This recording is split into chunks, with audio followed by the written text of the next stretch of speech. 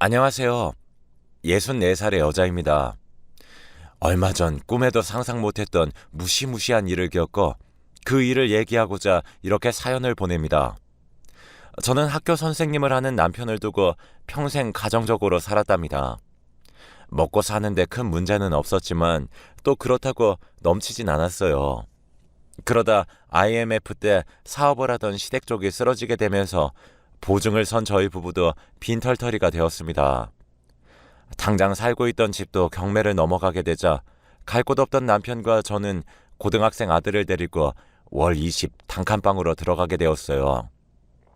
원래도 공부를 잘하던 아들은 지긋지긋한 가난에서 벗어나야겠다며 이를 악물고 공부를 했습니다.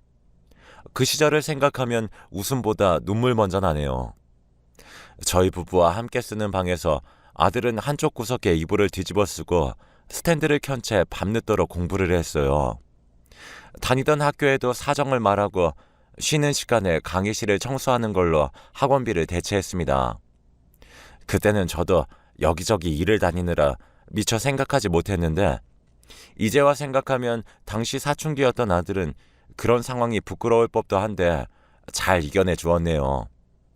그래도 그런 노력이 허사가 되지 않도록 수능 결과가 좋아서 다행이었습니다. 아들은 자기가 원하던 대학인 의대에 당당히 합격했어요. 워낙 밑바닥부터 다시 시작하는지라 아들을 의대에 보내고도 형편은 나아질 기미가 보이지 않았습니다. 하지만 그래도 내일은 더 나아지겠지라는 희망으로 남편은 여전히 교직에서 열심히 학생들을 가르쳤고 저 또한 파트타임으로 식당에서 일하며 열심히 살았네요. 물론 아들 또한 군대 가 있는 시간을 제외하면 자기 공부하는 것도 빠듯할 텐데 과외 일을 하면서 살림에 도움을 주었습니다. 그런 지옥 같은 시간이 흘러 아들은 성형외과 전문의가 되었어요.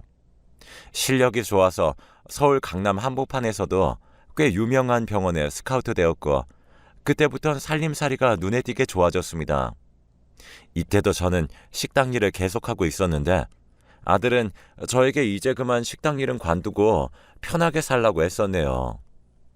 하지만 마음의 여유가 생기니 일이 예전처럼 힘들게 느껴지지 않고 또 오래 일해서 식당 사람들과도 가족처럼 지내는 분위기라 집에만 있는 것보다는 하루 몇 시간 나가서 일을 하는 게 더 좋았어요. 우리 아들이 부모가 해준 것도 없는데 이렇게 성공해서 지 엄마 편하게 쉬라고 해주니 말이라도 고맙구나. 하지만 엄마도 이제 몸 생각해서 일하는 시간 줄이고 무리하지 않을 테니까 너무 걱정하지 말어. 집에만 있는 것보다는 나가서 사람들도 가르치고 하는 게 이 나이가 되니까 더 좋구나. 하지만 아들은 저와 얼굴만 마주치면 그렇게 일을 그만두라고 성화를 부렸어요. 처음엔 제 엄마 고생하는 게 싫어서 그런다 싶었는데 가만 보니 다른 생각이 있는 것 같았습니다. 그래서 대놓고 물어보니 아들이 그제야 솔직히 말을 하는 것이 아니겠어요. 병원장님이 저 아주 좋게 보고 있어요. 지금 약간 딸이 하나 있는데 저를 사윗감으로 생각하고 계신데요. 저도 원장님 딸이 마음에 드는 건 아니지만 원장님 인품이 워낙 훌륭하셔서 서로 마음만 맞는다면 잘해보고 싶은 마음이 들어요. 근데 아버지 직업에 대해서는 솔직히 말했는데 순간 무슨 생각이 들었는지 어머니가 식당에서 일을 하신다는 말이 안 나오더라고요. 그래서 저도 모르게 전업주부라고 해뒀어요. 죄송해요. 어머니가 부끄러운 건 아니지만 혹여 제 앞길을 막을지도 모른다는 생각을 했던 것 같아요. 아들은 자신의 어리석음으로 절 부끄럽게 여기게 된 것 같아서 죄송하다고 몇 번이나 말했습니다. 저는 아들한테 괜찮다고 이해한다고 말했어요. 하지만 마음 깊은 곳에 조그만 생채기가 난 것도 사실입니다.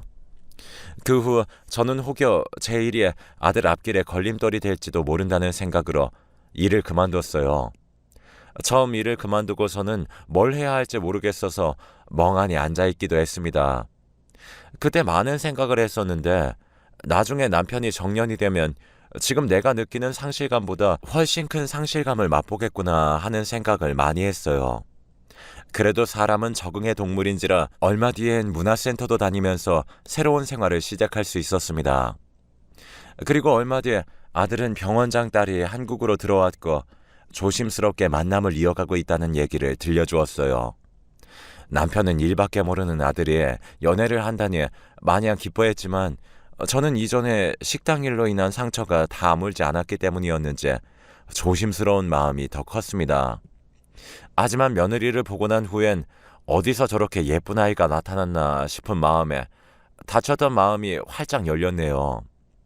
며느리는 외모도 예뻤지만 딸이 없던 저희 부부에게 아주 싹싹하게 대하는 모습이 그렇게 예쁠 수가 없었습니다. 양가 집안에서 서로의 아이들을 마음에 쏙 들어하고 또 두 아이가 애틋하게 지내기에 결혼을 더 미룰 이유가 없었어요.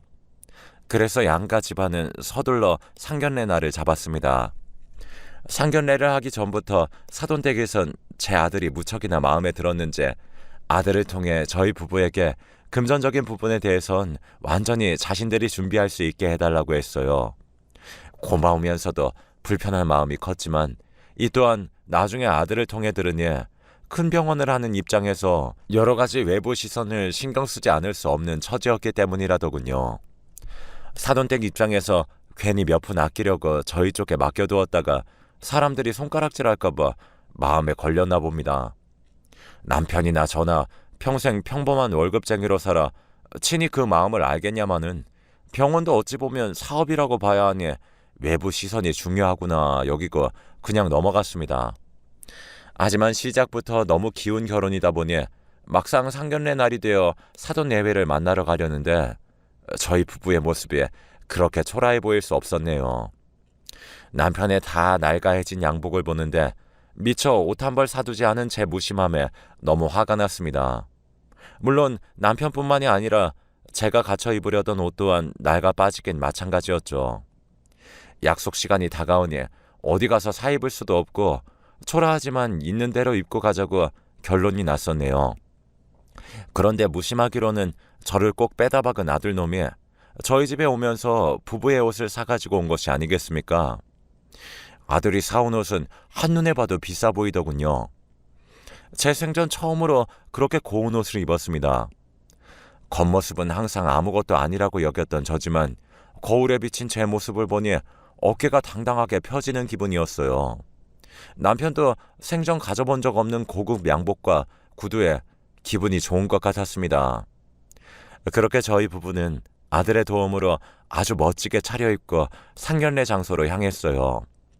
상견례장은 서울 시내에 이런 곳이 있나 싶은 산으로 둘러싸인 한옥집이었습니다.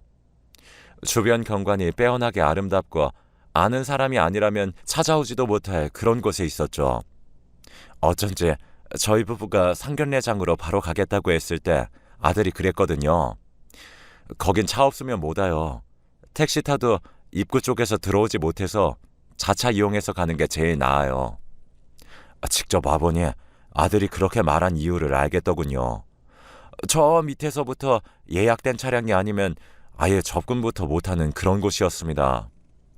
그날 남편이랑 저에겐 살면서 가져보지 못할 옷과 가보지 못할 장소로 갔던 아주 희한한 날이었어요. 예약된 방으로 들어가니 사돈 내외는 먼저 도착해 있더군요. 저희 부부가 도착하고 한식이 코스로 나오기 시작했습니다. 사돈 두 분은 머리부터 발끝까지 귀티가 풀풀 나는 것이 저희 부부가 아무리 꾸며왔다고 해도 또 비교가 안 되더군요. 그래도 사돈 내외가 이것저것 저희 부부가 혹시 불편하지 않을까 많이 신경을 써주셔서 상견례하는 동안 점점 더 자리가 편해졌네요. 한참 이런저런 이야기가 오고 간 후 본격적으로 결혼 준비에 대한 얘기가 나왔어요. 바깥 사돈이 먼저 말을 꺼냈습니다. 아드님 통해서 들으셨겠지만 저희 쪽에서 애들에게 이것저것 준비를 해주려고 합니다. 혹시 이 부분에 대해서는 저희한테 서운하진 않으신지요? 저희 자식을 예쁘게 봐주시고 그렇게 아껴주시니 감사할 따름이죠. 단지 비로소 자식에게 마음만큼 풍족하게 해줄 수 없는 게 죄송할 따름입니다. 사돈 내외께서 아드님을 이렇게 훌륭하게 키워주신 것만으로도 충분합니다. 저희 집도 딸을 키워내면서 어쩌다 보니 경제적인 여유가 있는 것뿐이니 그 부분에선 더는 마음 쓰지 않으셨으면 해요. 서로 이렇게 주거니 받거니 좋은 시간을 보내며 결혼 날짜를 정한 후 나머지는 사돈 내외가 전적으로 준비하기로 결정이 났습니다. 시간은 빠르게 흘러 결혼식까지 무리 없이 진행되었어요. 그 후엔 아이들이 양가 집안을 오가며 바쁜 시간을 보내느라 한동안은 저희 부부도 정신이 하나도 없었네요. 오히려 결혼 준비 기간에 할 일이 없다 보니 아이들 결혼 후가 저희 부부에겐 더욱 바쁘게 느껴졌습니다. 한 달가량 정신없이 시간이 지나고 아이들도 조금씩 안정되며 신혼부부로서 더할 나위 없이 행복한 신혼생활이 시작되었네요. 처음 신혼집에 초대받아 가던 날을 잊을 수가 없습니다. 300평대 전원주택이라고 이미 전에 들었지만 실제로 본 집은 어마어마하더라고요. 무슨 미술관이라도 해도 믿을 만큼 예쁘고 고풍스러운 집이었어요. 며느리는 저와 남편이 입을 못 다무는 모습을 보더니 살갑게 웃으며 말했습니다. 아버님 퇴직하시면 여기 내려와서 저희랑 같이 지내요. 저 아직 살림도 하나도 할 줄 몰라서 나중에 어머님한테 엄청 혼날 것 같아요. 그래도 예쁘게 봐주시고 천천히 하나씩 알려주셔야 해요.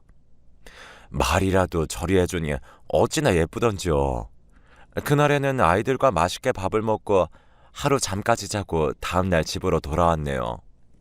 저희 부부는 이제 큰 걱정 하나 덜었고 우리 둘 남은 여생만 잘 보내면 되겠다며 서로 고생했다고 다독여 주었습니다. 시간이 지날수록 아들 내외는 어쩜 그리 잘 어울리는지 하늘이 맺어준 짝으로 보였네요. 저는 1, 2주에 한 번씩 며느리 부탁으로 반찬도 해다주고 또 며느리와 수다 떠는 시간도 보냈습니다. 제 친구들 모두 이런 며느리와 제 사이를 부러워할 정도였죠. 예, 어쩜 너는 무슨 복이 있어서 그런 며느리를 얻었다니? 우리 며느리는 내가 반찬을 해줘도 싫다. 밥 사준다고 얼굴을 보자고 해도 싫다. 내가 무슨 얘기만 하면 무조건 싫대. 또 등신 같은 아들놈은 집안일엔 신경도 안 써서 지혜미가 어떤 꼴을 당하는지 관심도 없어. 네 팔자가 제일 부럽다. 친구들의 질투 섞인 부러움을 받을 때만 해도 저도 그러게나 말이야. 평생 고생이나 하면서 살 팔자인 줄 알았는데 아들 며느리 덕에 요새 정말 살만 난다 얘. 이렇게 말하며 제 인생에 행복만 남은 줄 알았습니다. 그때가 아들이 결혼하고 1년이 채 되지 않았을 무렵이었어요. 어느 날 며느리가 저에게 전화를 걸어서 기쁜 소식이 있다고 남편 퇴근 시간에 맞춰 집으로 오겠다고 하였습니다. 어머님, 드릴 말씀이 있어요. 아버님 퇴근 시간 맞춰서 집으로 갈게요. 아마 어머님도 들으시면 엄청 좋아하실 얘기일 거예요.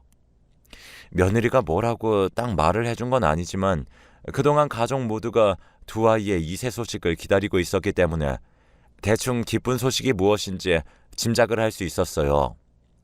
저는 혹여나 너무 들떠있다가 바라는 소식이 아니면 실망하게 될까봐 최대한 마음을 가라앉히고 있었습니다. 퇴근하고 돌아온 남편에게도 애들이 올 거라는 얘기만 하고 기쁜 소식이라든지 뭐 그런 얘기는 아예 입도 뻥끗 안 했어요. 그래도 사람인지라 불쑥불쑥 생겨나는 희망을 어쩌진 못했네요. 남편도 평소와 다른 제 모습에 무슨 좋은 일이냐고 묻기까지 했으니까요. 저는 평소에 며느리가 좋아하는 음식들로 저녁을 차리고 아이들이 오길 기다렸습니다. 아들 내외는 남편이 오고 1시간 정도 지나서 들어왔어요. 며느라이가 들어오자마자 제가 먼저 무슨 일이냐고 물어보고 싶었지만 아무래도 부담이 될 것 같아서 아이들이 얘기해 주길 기다렸습니다.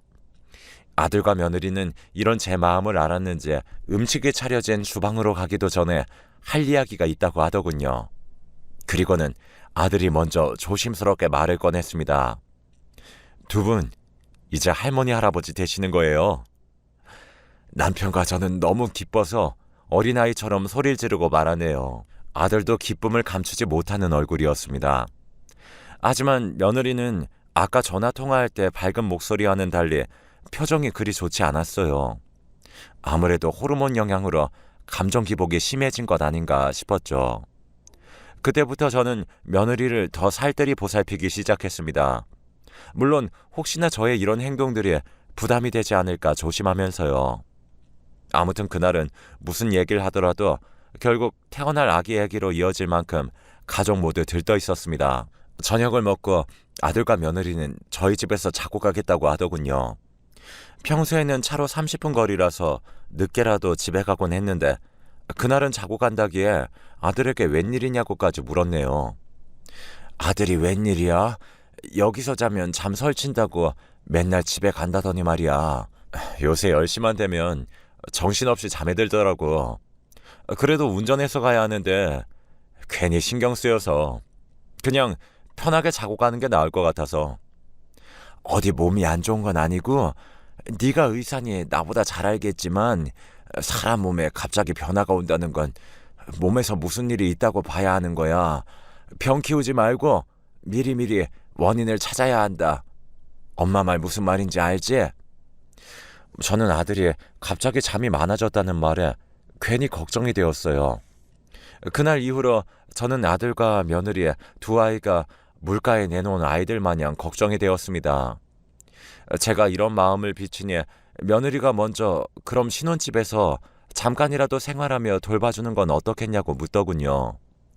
그래서 남편과 상의 끝에 일주일에 2, 3일이라도 아들네에 머물며 이것저것 아이들을 돌보기로 하였습니다. 바로 다음 날이 되어 저는 이틀째 옷가지를 챙겨 아들네로 갔어요. 며느리는 임신하고 부쩍 살도 빠지고 기운이 없어 보였습니다. 제가 간 날도 피곤한지 자리에서 일어나지 못하고 낮 동안 내내 잠을 잤어요. 저는 집안일은 일하는 아주머니께 맡기고 며느리 몸을 생각해서 전복으로 탕도 끓이고 아들 내외가 특히나 좋아하는 나물 반찬도 한가득 했답니다. 그리고 나니 저도 오랜만에 바쁘게 움직여서인지 졸음이 몰려오더라고요. 한숨 자고 일어나니 벌써 저녁이더군요. 며느리는 아직도 자는지 2층 방이 조용했습니다. 저는 아들의 퇴근 시간에 맞춰 음식을 차리고 며느리를 깨웠어요. 그런데 며느리는 제 소리에 무척이나 놀랐는지 신경질을 부리며 잠에서 깨어났습니다. 아이씨, 뭐예요? 평소와 너무 다른 며느리의 모습에 저 또한 놀랐지만 금방 미안하다고 사과하는 걸 보며 잠결에 놀라서 그랬구나 생각하고 넘어갔어요. 또 원래 성격이랑은 다르게 잠재된 예민한 사람이 있기 마련이니 별일 아니라 여겼습니다.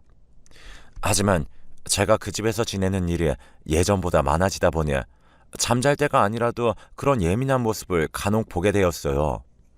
하지만 그때마다 며느리가 빠르게 사과를 했고 웃으며 분위기를 바꾸려 했기에 뭐라 하지 않았습니다. 그러다 한날은 며느리가 도가 넘는 욕을 뱉은 적이 있어서 따끔하게 한마디 하였습니다. 아가, 아무리 네가 임신으로 감정 조절이 힘들다고 해도 그렇게 욕을 하는 건 아니지 않겠니? 예?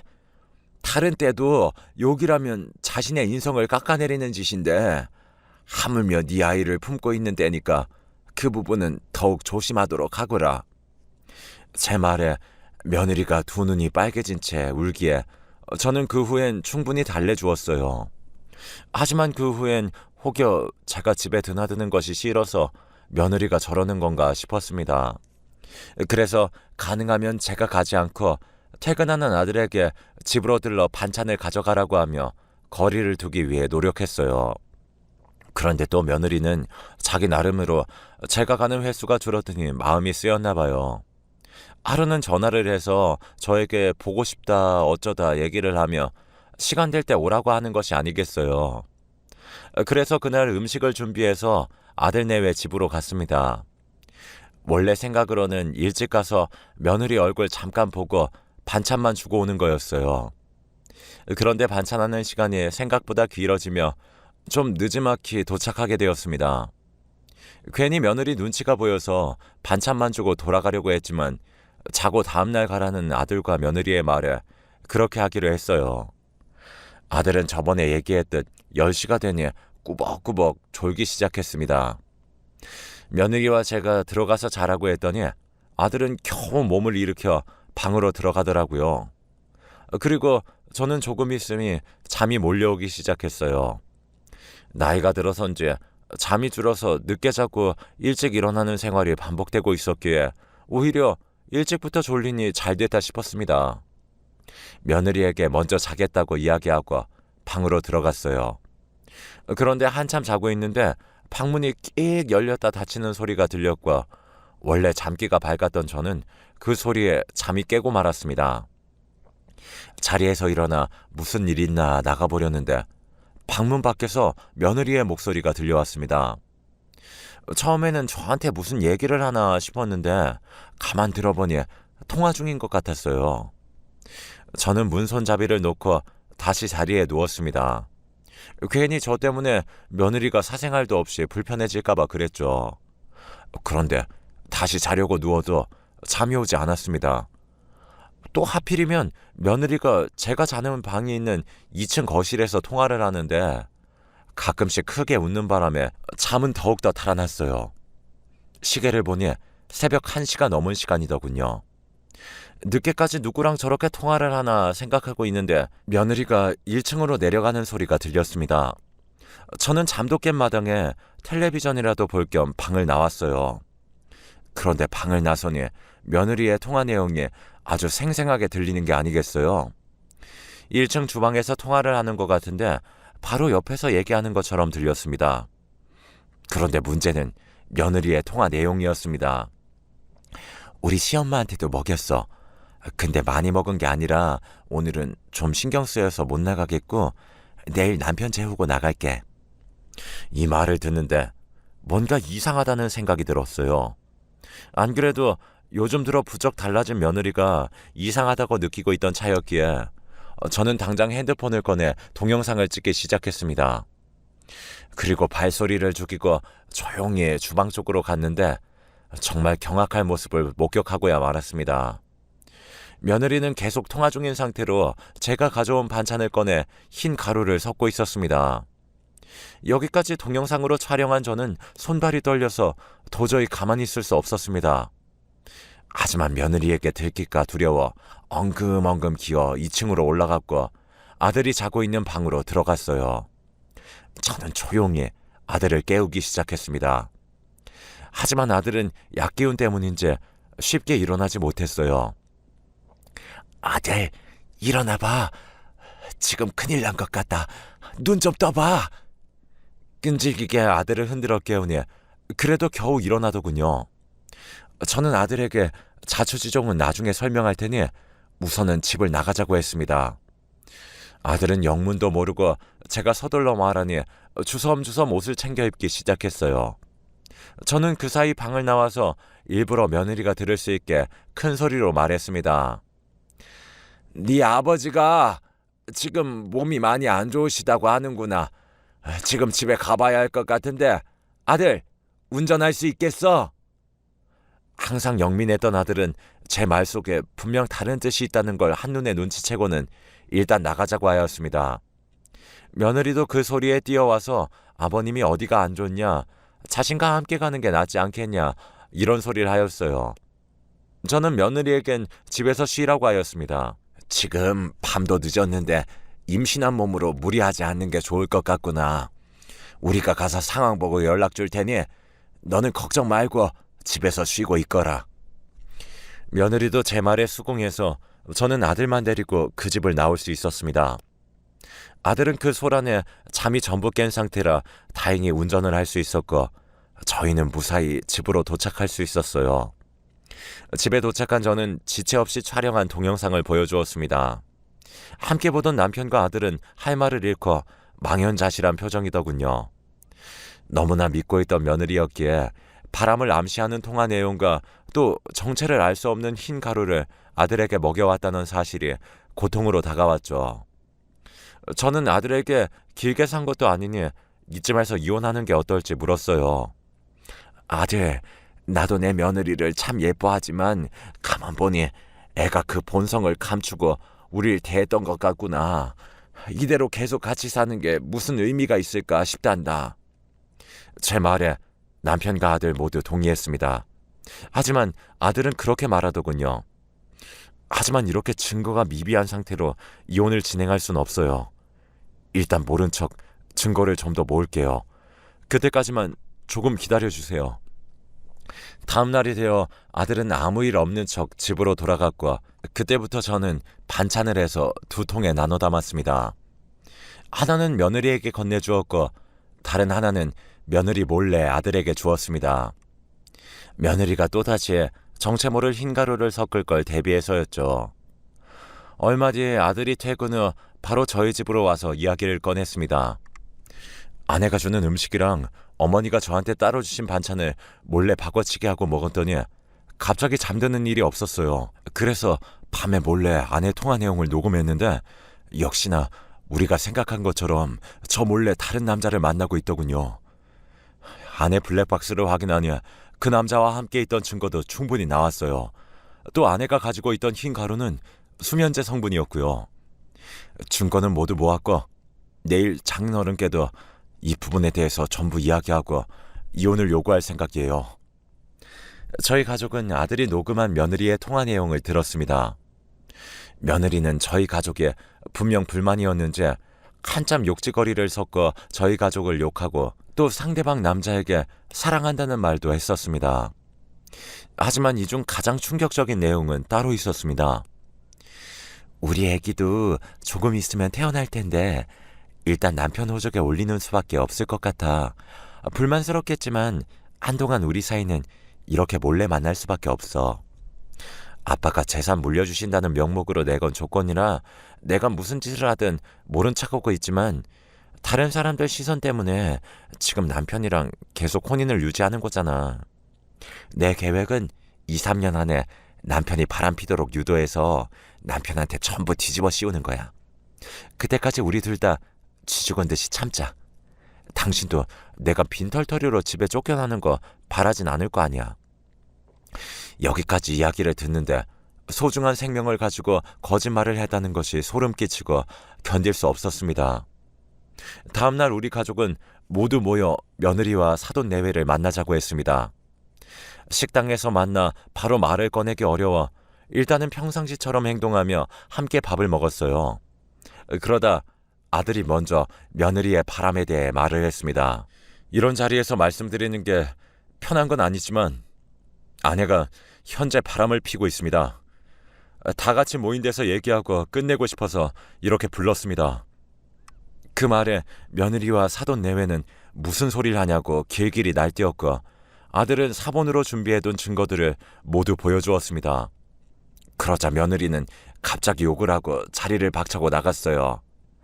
내가 처음부터 이 결혼 싫다고 했지.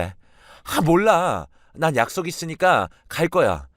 이혼을 시키든 말든 알아서 해. 사돈 내외는 무척이나 당황한 것 같았지만 곧 평정을 되찾고 저희 가족에게 나중에 다시 얘기하자며 일단 자리에서 나가더군요. 그 바람에 남편과 저 그리고 아들도 집에 가기 위해 일어섰습니다. 그런데 주차장으로 가는 길에 며느리가 고래고래 소리치는 게 들리지 않겠어요. 뭐든 하나라도 증거를 더 잡는 게 좋겠다는 생각으로 핸드폰 녹음기를 켜고 아들이 조용히 다가가 그 소리를 녹음했어요. 내가 이래서 거지 같은 집구석이랑 결혼하기 싫다고 했잖아. 이게 엄마 아빠가 원하던 거야? 지금 지들이 뭐 대단한 증거라도 잡았다고 생각하는데 그런다고 우리 집 재산이 자기들한테 돌아간다고 착각하는 거 아니야? 아빠, 무슨 일이 있어도 그 집구석한테 한 푼도 주지 마. 알겠어? 안 그러면 나 죽는 걸 보는 거야. 그러자 바깥 사돈이 자기 딸의 입을 막으며 말했습니다. 너는 그만 조용히 해. 언제까지 너 하고 싶은 대로 망나니처럼 살 거냐? 그동안 내가 수습한 일이 얼마나 되는지 몰라서 그러니? 이번에 네가 이런 이유로 이혼이라도 하게 되면 집안 이미지가 추락하는 건 일도 아니다. 일단 내가 어떻게든 달래볼 테니까 넌 전에 하던 것처럼 조신한 척하거라. 이대로 이혼하면 네가 그렇게 탐내는 재산도 온전히 지킬 수 있는 상황이 아니야. 너희 할아버지도 이게 마지막이라고 하셨단 말이다.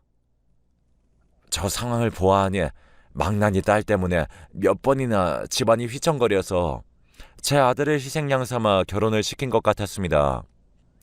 아무 힘이 없다 생각해서 자기들 마음대로 장기판의 말처럼 두려고 했던 거겠죠. 아들은 그 자리에서 바로 박차고 나가 이혼 소송을 하겠다고 말했습니다. 그쪽 돈이 엄청 대단하다 생각하나 본데 난 그쪽 재산 관심 없어. 내 능력으로 충분히 만족하며 살 수 있으니까요. 지금 말씀하신 것도 전부 녹음했습니다. 앞으로 저 볼 일 없을 거예요. 변호사 통해서 할 말이 있으면 하시고 저나 부모님한테 쓸데없는 일로 연락하지 마세요. 그 후 증거를 가지고 이혼 소송을 진행했네요.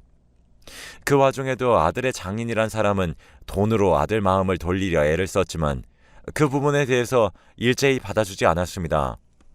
결국 저희는 이혼에 대한 책임을 전부 그 집안에 지게 하며 깨끗이 정리하게 되었어요. 아들에게 들은 얘기로는 자기들이 마지막에 했던 말처럼 망나니 딸의 이혼으로 인해서 자기들이 몸담고 있던 상류사회에서 내쫓기는 건 물론이고 그 재산도 집안의 다른 사람들에게 전부 돌아갔다고 합니다. 그 후 아들은 병원을 옮겨 오로지 실력으로 인정받는 의사가 되었고요. 현재 저희 가족은 악몽 같은 그 무시무시한 집안에서 벗어나 행복한 삶으로 돌아왔답니다. 저희에게 몹쓸 짓을 한 그 집 사람들은 자기들이 그토록 지키려고 애쓰던 돈과 명성을 전부 잃고 영원히 고통 속에서 살겠죠.